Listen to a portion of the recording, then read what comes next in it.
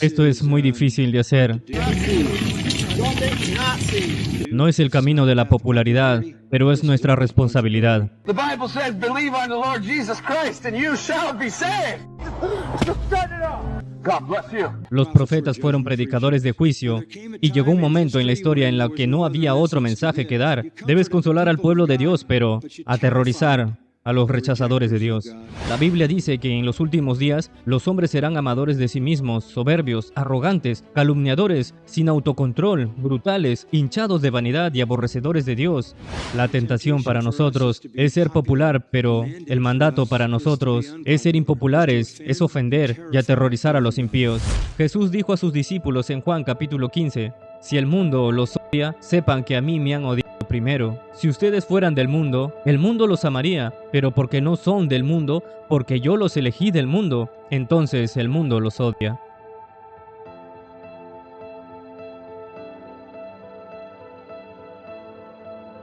Otra razón por la que el mundo odia a los cristianos es porque les decimos que sus obras son malas. Conforme a su conciencia, con el Evangelio, les pedimos que examinen su vida y se dan cuenta que están en pecado, pero como aman la oscuridad, rechazarán todo lo que es luz, rechazarán a todos los que expongan su pecado. Ya estamos en Romanos 1.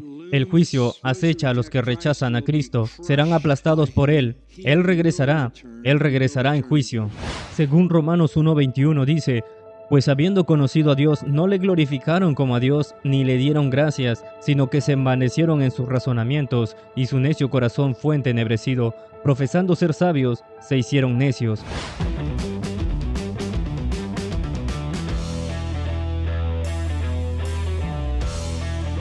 Como cristianos es nuestra tarea decir la verdad en medio de esta generación perversa. Nuestra sociedad quiere en todo lo posible vivir sin ninguna restricción, sin moralidad, y están sin brújula, sin rumbo. Están en el camino espacioso, estrangulan su conciencia cada día y dicen en su corazón que no hay justicia, no hay moralidad, no hay juicio, no hay matrimonio masculino y femenino, no tiene sentido la pureza, no tiene sentido creer en Dios, no hay Dios. Así que aquí es donde vienen los cristianos y simplemente predican la verdad del Evangelio de Jesucristo y le dicen a este mundo que si vives en cierto estilo de vida como una persona que rechaza a Jesucristo, morirás e irás al infierno. Debes poner tu confianza en Jesucristo. Arrepiéntete de tu pecado y aléjate de ellos para que puedas tener vida eterna. Dios perdonará tus pecados y te limpiará en un instante y te hará una nueva criatura. Pero sin embargo, ellos encuentran este mensaje como el mensaje más odioso, sin amor y ofensivo. Pablo dice, porque no me avergüenzo del Evangelio, porque es poder de Dios para la salvación. Una cosa es no avergonzarse del Evangelio, pero otra cosa es tener confianza en el Evangelio. Y cuando digo tener confianza en el Evangelio, lo que quiero decir es tener confianza en el hecho de que Dios usa el Evangelio para salvar a los pecadores, que el Evangelio es el poder de Dios para la salvación. Que el Evangelio es suficiente para que nuestro trabajo en el Evangelio dé fruto. Es nuestro trabajo predicar el Evangelio. Es nuestro llamado más alto en el cual tenemos confianza en el Evangelio. Escúchame, quien quiera que seas tú, el Evangelio es suficiente para salvarte de la esclavitud del pecado. El Evangelio de Jesucristo es suficiente para librarte de las cadenas con la cual estás ligado al pecado y a la muerte. El Evangelio de Jesucristo es suficiente, ese Evangelio que hoy te estamos proclamando. Pon tu fe en el Señor Jesucristo, porque es en Él donde encontrarás la vida, porque es en Él y solo en Él donde se encuentra la liberación. Pon tu fe en Él y huye del juicio venidero. Lo que hacemos en medio de esta era pecaminosa, que ha rechazado el Evangelio y pervertido el Evangelio y reemplazado el Evangelio con lo que no es el Evangelio, es que llamamos a eso maldad. La llamamos por su nombre y le recordamos a la gente las buenas noticias del Evangelio una y otra vez hasta que le sabe dulce. Cuando la gente dice, no, nuestro problema es nuestro problema es que decimos, no, nuestro problema es que Dios creó el mundo y Dios creó al hombre y puso al hombre en el jardín para que lo cuide y le dio al hombre una orden. Y exigió que el hombre cumpliera la obediencia perpetua a esa orden y le prometió vida si cumplía y la muerte si no lo hacía y no lo cuidó y sin embargo comió Y porque comió debido a ese hombre, el pecado entró en el mundo y la muerte a través del pecado, y todos los nacidos de ese hombre a través de la generación ordinaria heredaron la naturaleza pecaminosa de ese hombre.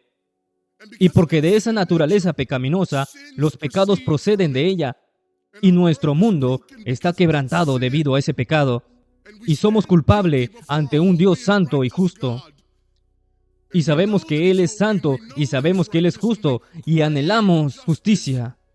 Pero el problema es que si Dios nos da justicia, todos moriremos. Y para que Dios, en su bondad y en su misericordia, envió a su Hijo, que no nació de una generación ordinaria, sino que nació de una virgen. Sí importa el nacimiento virginal, porque si nace de una generación ordinaria, nace en pecado. Pero debido de que nació de una manera sobrenatural, no nació en pecado. Está limpio de pecado. Su registro está limpio y mantiene su registro limpio y obedece la ley de Dios.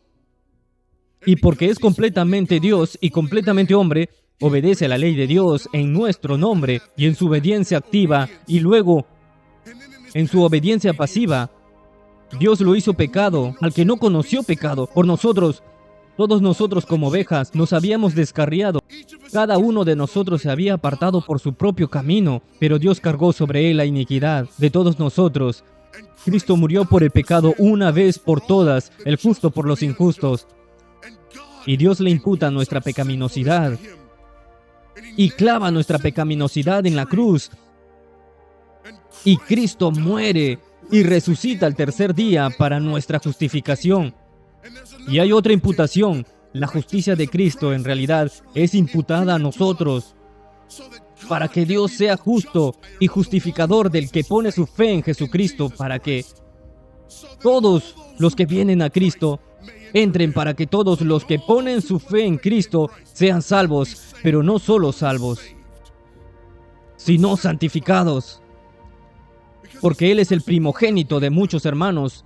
Somos justificados y somos adoptados en la familia de Dios, y somos justificados y como sus hijos comenzamos a llevar el parecido familiar y somos aún más santificados a lo largo de esta vida por el mismísimo Evangelio que nos salva, hasta que un día, cuando todo esté dicho y hecho, no solo seamos salvos de la pena del pecado, no solo seamos salvos del poder del pecado, sino que un día seamos glorificados y salvos de la presencia misma del pecado.